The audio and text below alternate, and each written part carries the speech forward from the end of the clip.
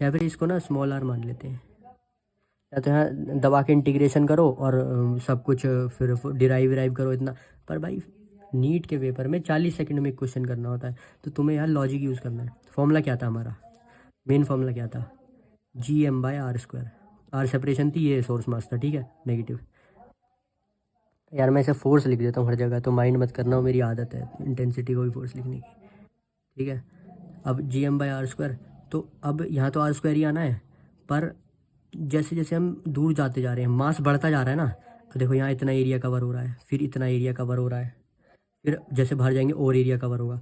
तो एक तरह से तुम्हें पता चल रहा है कि ये डायरेक्टली प्रोपोर्शनल हो रहा है। जैसे हम जा रहे हैं मास बढ़ता जा रहा है और फोर्स भी बढ़ती जा रही है। एक सोचो, ये नहीं है कि मैं फैक्चुअल बात बोल रहा हूँ कुछ या भाई गलत हो गया, थोड़ा दिमाग लगा के सोचो, थोड़ा सा अपना स्पाइस हिंट देना होता है ना उसमें, जब भी तो मज़ा आएगा।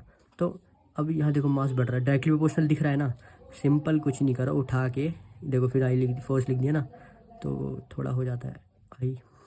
सिंपल उठा के Gm इसका मास, Gm डायरेक्टली प्रोपोर्शनल कर दो, और रही ये मैक्सिमम डिस्टेंस r। अब हमें फॉर्मूले में तो r² लाना है, तो भाई ये r कटना चाहिए कि r² बनना चाहिए, तो यहाँ पे क्या कर दो, r³ कर दो। अब ये r अगर इस r से कटेगा ना, जनरल सेंस में सोचो तो r² बन जाएगा, फॉर्मूला ठीक हो जाएगा। हो गया याद फॉर्मूला, क्या दिक्कत थी फॉर्मूला याद करने में, यही फॉर्मूला है। अब ये इन साइड के लिए -Gm/r/r³, ख़त्म, दिक्कत नहीं है, ठीक है। ये अब हम आते हैं सरफेस पे।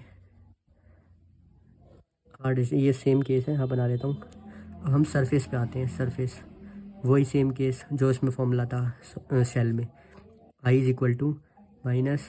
-Gm/r², बस कुछ भी नहीं है। उसके बाद हम सरफेस से बाहर जाते हैं, अभी ये r' नाम दे देता हूँ इसे। सरफेस से बाहर जाते हैं, सेम फॉर्मूला आउटसाइड के लिए, -Gm/r'², बस। सो ईजी, हो गए तीनों फॉर्मूले याद, बड़ी ज़रूरत।